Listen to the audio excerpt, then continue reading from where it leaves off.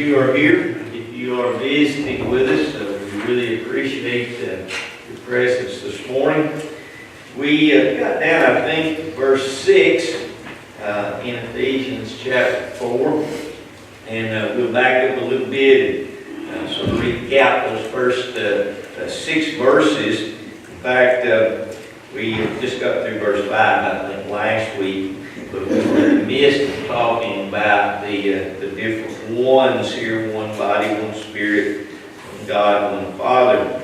But in this particular chapter, we're beginning to look at the application of the doctrine that Paul had presented, particularly in the first 3 chapters. And he starts out with talking about the importance of unity. And walking worthy of the calling, in verse 1 of chapter 4. An expression that Paul used a lot in talking about how we live, how we walk, how we present ourselves. And in verse 2, he emphasizes the importance of humility, lowliness and gentleness, long-suffering, basically telling us how to get along with one another. In verse 1, he identifies himself as a prisoner. Paul was a very humble individual. At least we see that coming through his writings.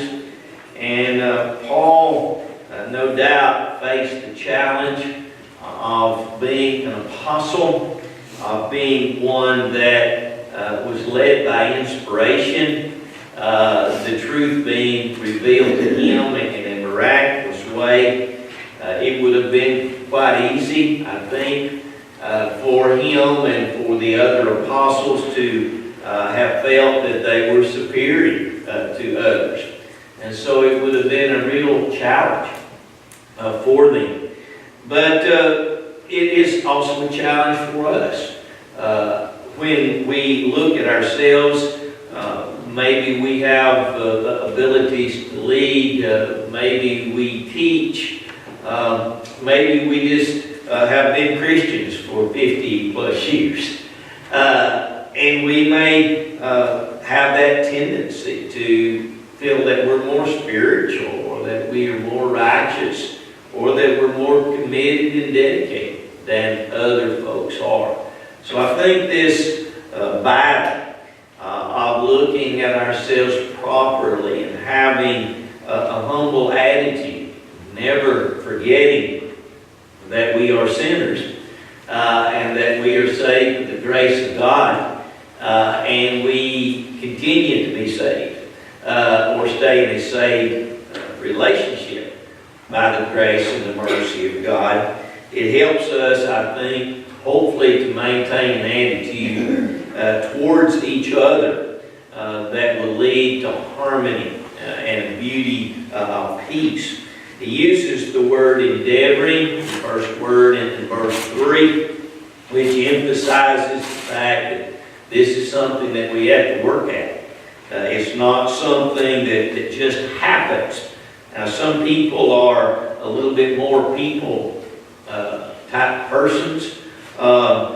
Like folks, like fellowship, like communication, like being a part of a group. Some of us are not that way. But regardless, there has to be an effort put forward to love others, especially those that might not be as lovable, those that maybe we clash with personality-wise or cultural-wise. We all are very thankful that God has invited everybody to become a part of the church. Different nationalities, different languages, different colors, whatever. All of us have been blessed with the fact that Jesus died for all of us. And yet, that can be an issue if we are not willing to be humble and to maintain an open-mindedness So he says in verse 3, we need to endeavor, we need to work at keeping the unity of the Spirit in the bond of peace. There are few things that are worse to do damage within a congregation than a church fuss of one sort or the other. And many times church fusses do not arise over a difference of what the Bible teaches, although sometimes it is a doctrinal issue. More times than not, it is simply an attitude issue, where we just don't agree with one another as far as opinions are concerned. And we allow that to escalate, and pretty soon folks are sort of choosing sides, and we have just a terrible situation. And obviously Paul knew that that was not going to contribute to the growth. In fact, just the opposite. It was going to tear down what had already been produced in many different occasions. So then in verse 4 he begins to talk about the different ones, and we talked about them sort of there towards the end of class last week. One body, indicating the unity of organization. Church is not to be divided up into different groups, even within the congregation. We need to be very careful about different sects within the body, our own little group, so to speak. And there's nothing wrong with having those that are closer than others. Even Jesus, within the 12, had Peter, James, and John. He was closer to them. Nothing wrong with that. And yet to exclude others and to only speak and only to fellowship and only to promote love and that type of thing within a little group is not wrong. Is wrong, rather, and causes serious problems within the church. Now, from a standpoint of the body as a whole, he's putting an emphasis here on the fact that there is one body, that there is one church. And you can go back to the last couple of verses there in Ephesians chapter 1 and see that. So there's one body, there's one Spirit, indicating the unity of life and direction as we're directed by the Holy Spirit of God through the Bible. The Bible is our guide. The Bible is our direction. One hope of our calling or expectation. One Lord in verse 5. There's the unity of authority. Jesus is the authority, and we must respect that authority and follow His directives. One faith. This is not a personal faith. This is the faith, the gospel, the good news. And obviously we must respect that. One baptism, emphasizing the fact there are different baptisms mentioned in the Scriptures. Baptism of fire, baptism of the Holy Spirit. Baptism is the one that we can practice today, and that would be baptism in water, immersion in water for the remission of sins. That brings us down to basically, I think, where we're at, ready to begin in verse 6. Anybody with a question or comment on any of that this morning? Okay, he continues this idea of one God and Father of all, who's above all, through all, and in you all. And we maybe touched on this just a little bit. The word one is the same all the way through here. And in probably the majority of cases, there's no disagreement on the fact that there is one God and that there is one Father. But when you look at the idea of one body, there's a lot of disagreement in reference to the teaching today that there are many churches that are approved of by God. The Bible basically says that the body and the church are the same, and that there is only one. And we need to be consistent. And one of the things that we can use in discussing this is that fact that there is one and only one God, there is one Lord and only one Lord, one Spirit, but that also includes the fact that there is one body, one church, and also one baptism. The one God and Father of all here indicates the unity of worship as we direct our reverence and our respect to Him. He is the Creator, He is the Preserver, and the benefactor of all things. And this particular verse emphasizes that God is one, and we are to be one, and there is to be a unity and a harmony there. Anybody with a thought? How would you cope with the denomination world in the best way, knowing there's only one Lord, one faith, one baptism, to show them, convince them, because most of them says, well, that's the way you see it, and that's the way, I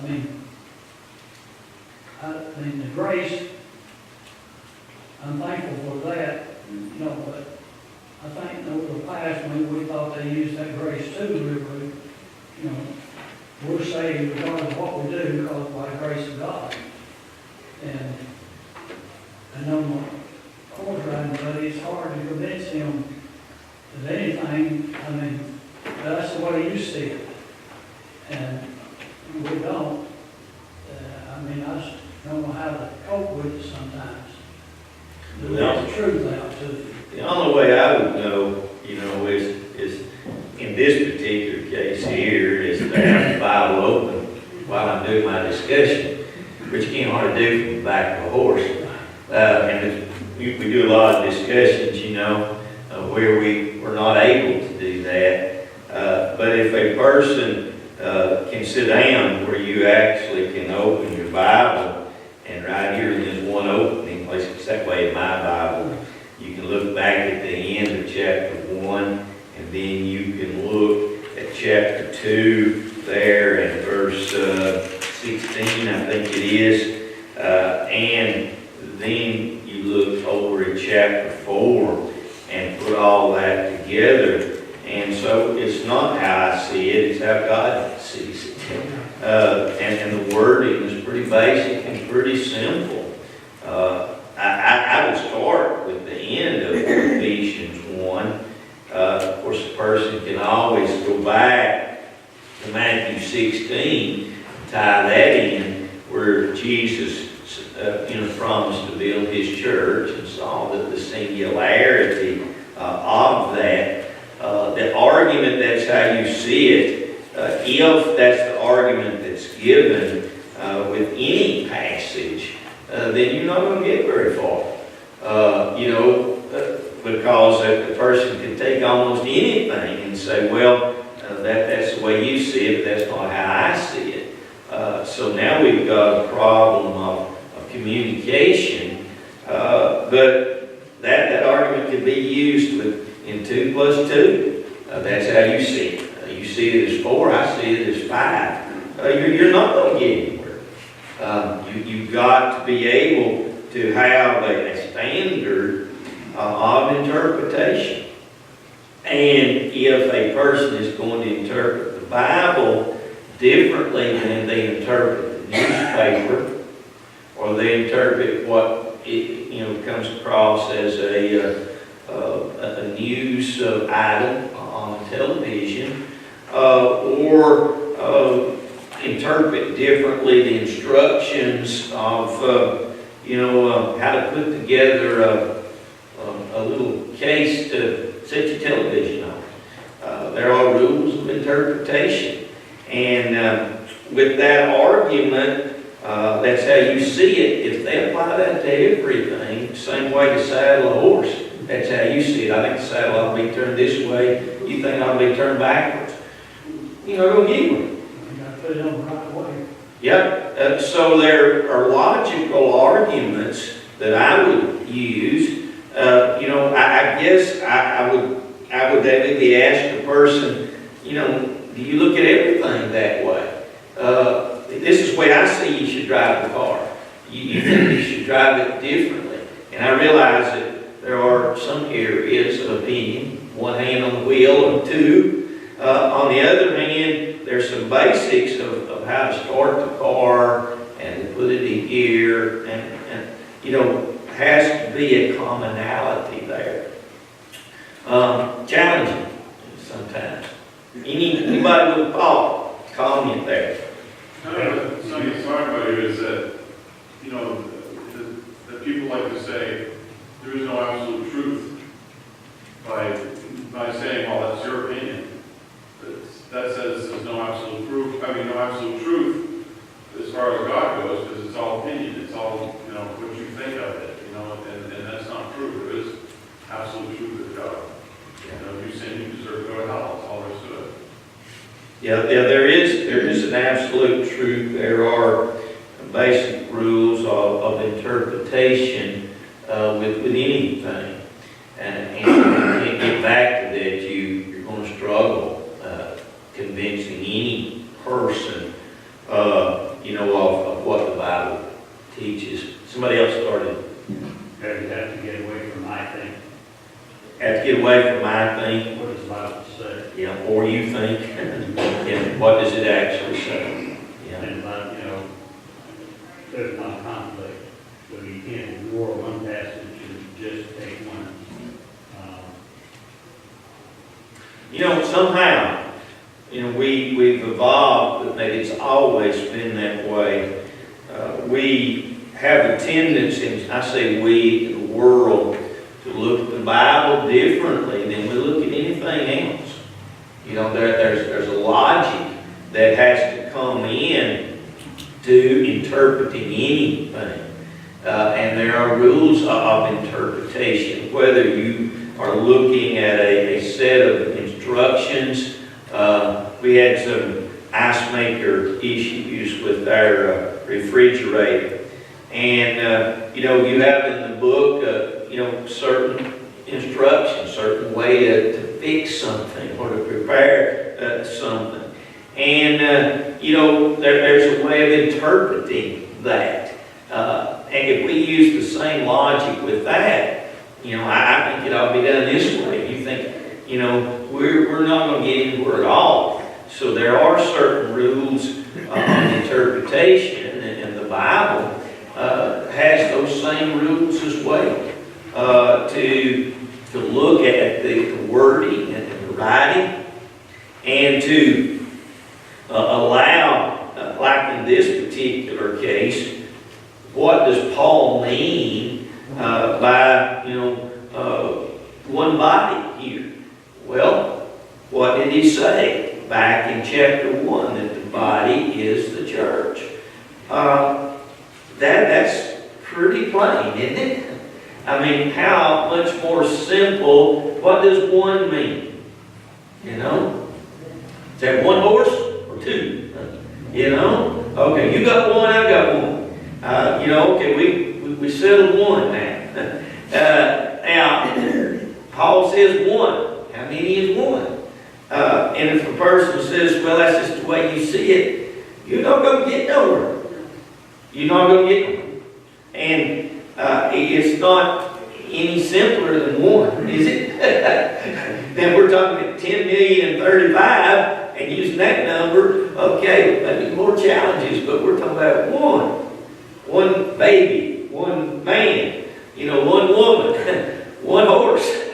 And it's all right here in my Bible in one opening, because I've got chapter 1, most of it, and I've got half of chapter 4 right here.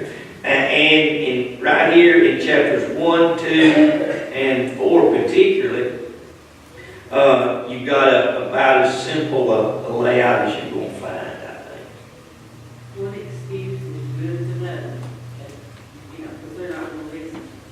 And sometimes you're dealing with it exactly, and Paul dealt with that as well, as he tried to convince the Jews particularly, but also the Gentiles. And there were those that simply refused the evidence and refused the facts. There were others that accepted it. And we struggle with that as well. And yet, as Sonny points out, we should always, look at, how can I answer this? And it's heartbreaking sometimes when we can't seem to get the point across, especially with family and close friends, when we so desperately want them to see the truth and to obey the truth.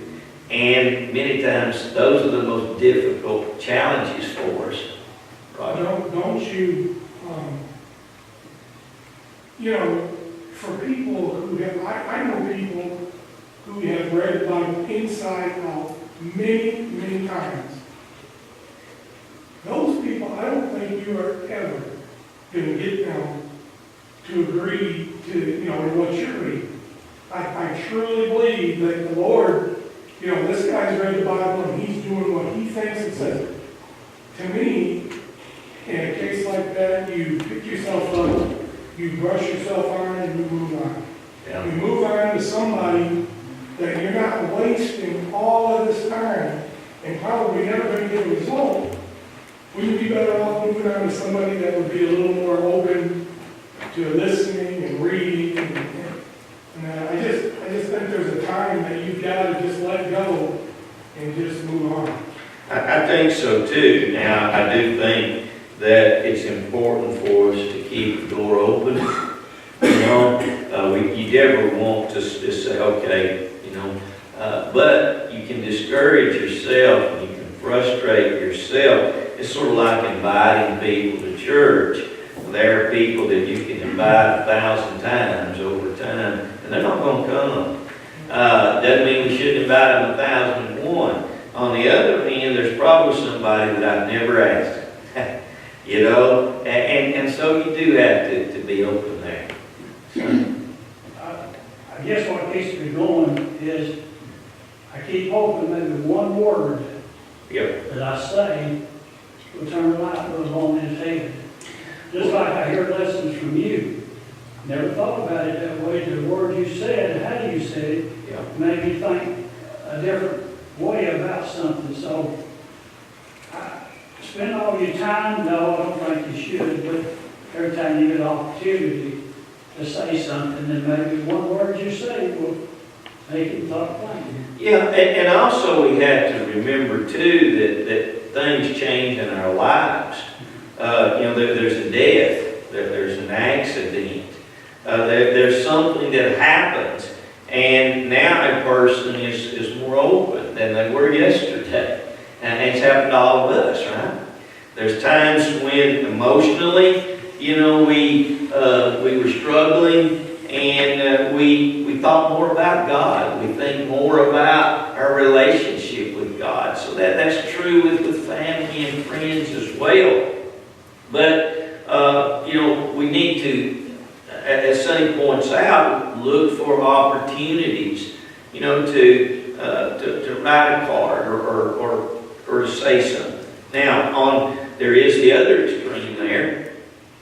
If we are, never around a person, without, bringing it up and maybe even going to the point of maybe of an argument, we may be doing more damage than good. So we need to be very careful that we don't push people away by our attitude, by our tone, or even by the fact that we seemingly will never shut up about it, So it's a challenge, it really is. Anybody else there? I like the refrigerator example. You do all the instructions, do everything right. Doesn't work. So I had to reach up there and smack it. And then it started working again. Sometimes I feel like that with folks too. I can't do that. Yes, sir.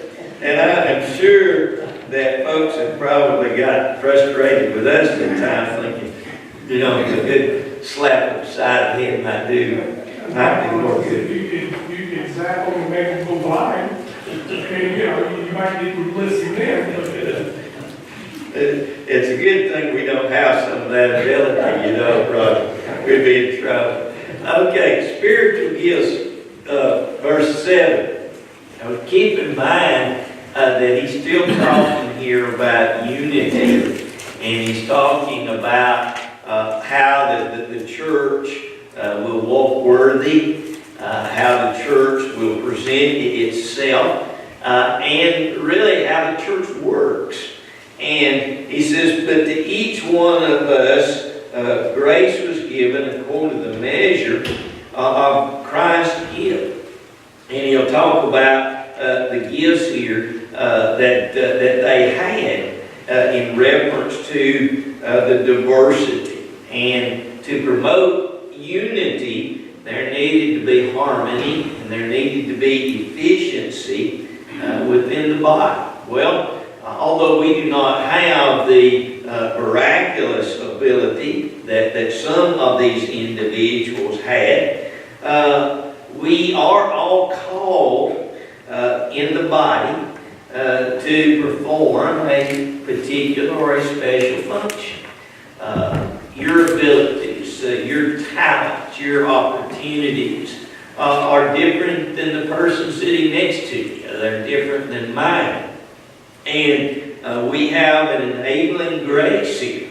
God has blessed us with the grace that we need to use our abilities, to perform within the body, to find our niche. And in the church, it's vital. If the church is going to grow and develop the way that God wants it to, and I use the church now in reference to the local church. You could use this in the universal sense, but you know, as we're using it to talk about how we grow right here, if everybody that is a member uses their ability, uses it to the extent that God enables us to use it, then we will grow. We will develop. The sad part is that you never find that. You never find that all of us are doing what we need to do. There's always those that are sort of sitting back and watching everybody else work. There are always those of us that are going to probably make excuse for not doing more than maybe we are doing.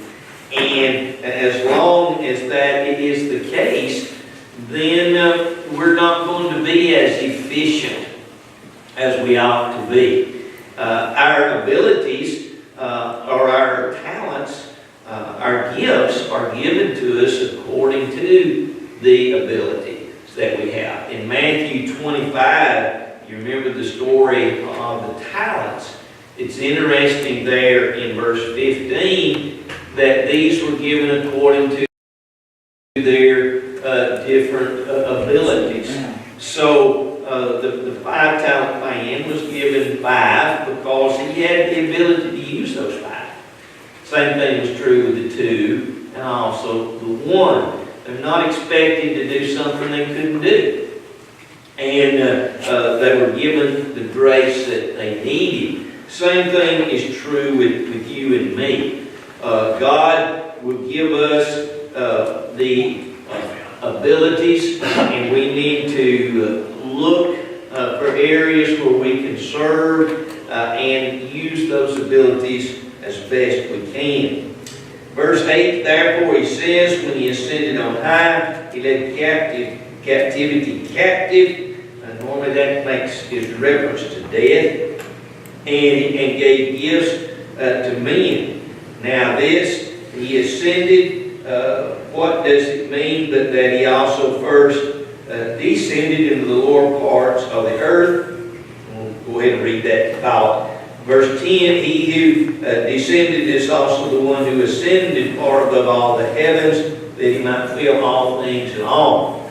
Here he's giving I guess a description of Jesus Christ, who has given us these gifts, and the gifts seem to be dependent upon Jesus ascending back to heaven on high. In John chapter 16 and verse 7 seems to indicate that. And it was by his resurrection that he conquered death. So he's simply talking about what Jesus did, and it is through Jesus that we have the different gifts.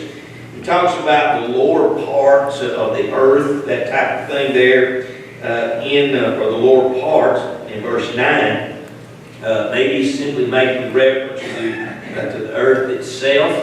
Other times that expression is used maybe to talk about the realm or the abode of the dead. In 1 Peter 3:19, Peter seems to be making indication a little bit there to the abode of evil spirits. The point, I think, of it, and I'm not so sure I have a clear idea of all that he means here. It is, I think, emphasizing the fact that his lordship is universal. As high as you can go and as low as you can go. All the realms of the universe, from heaven and above to the earth and below. All the realms of the universe are subordinate to Christ's lordship. And he ascended back to heaven. We know from Acts chapter 1. He's crowned, and that was done before his kingdom could be established. And the Spirit then was sent to direct the apostles and to allow them to have different gifts, whether miraculously or non-miraculous gifts. That is at least my understanding of the point that he's trying to make here. Anybody with a much better explanation, or you can ask questions if you want to. I'm not so sure I can give you any decent answers there about what he's getting at altogether.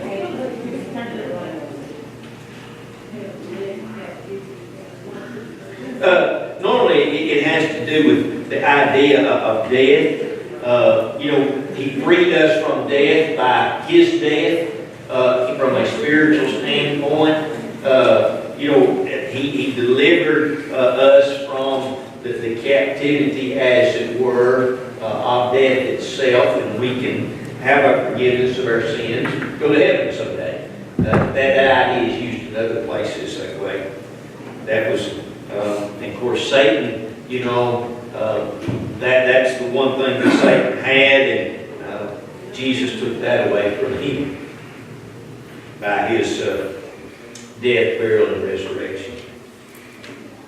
Okay, verse 11, and he himself gave some to be apostles, some prophets, some evangelists, some pastors, and teachers. Here, he may be making reference more to the gifts, particular gifts that some of these folks had at that particular time. The apostles, of course, we knew there were 12 of those plus Paul, and they had to be witnesses of the resurrection in order to qualify for that. Acts chapter 2, verse 21, when they were trying to decide a replacement for Judas, that was part of the qualifications there. We also know that they had special inspiration, Paul and others, to enable them to be able to do the writing that they did. And they also had authority to speak with this inspiration that was given them. And there was no successors. When they were dead and gone, then that particular office, came to an end. Some prophets, there were those that had the ability, basically, to know the will of God and to present it. There were those that had that ability because the apostles laid hands on them. We would call them probably just more teachers or preachers today. And of course, that would cease when all of the New Testament was written. No longer needed, that particular gift per se. Some evangelists probably make reference to some of the missionaries at that time. Pastors and teachers, some of the same word. Pastors were the shepherds, and shepherds, were to feed the flock. Acts chapter 20, verses 17 and 18. So there were gifts that were given, particularly with the early church, where you didn't have the Bible that could be read and used, at least in the New Testament. They needed these miraculous gifts or abilities to be able to preach and teach. Anybody with a thought about that? Okay, we'll try to take up with verse 12 then, Lord willing, next week.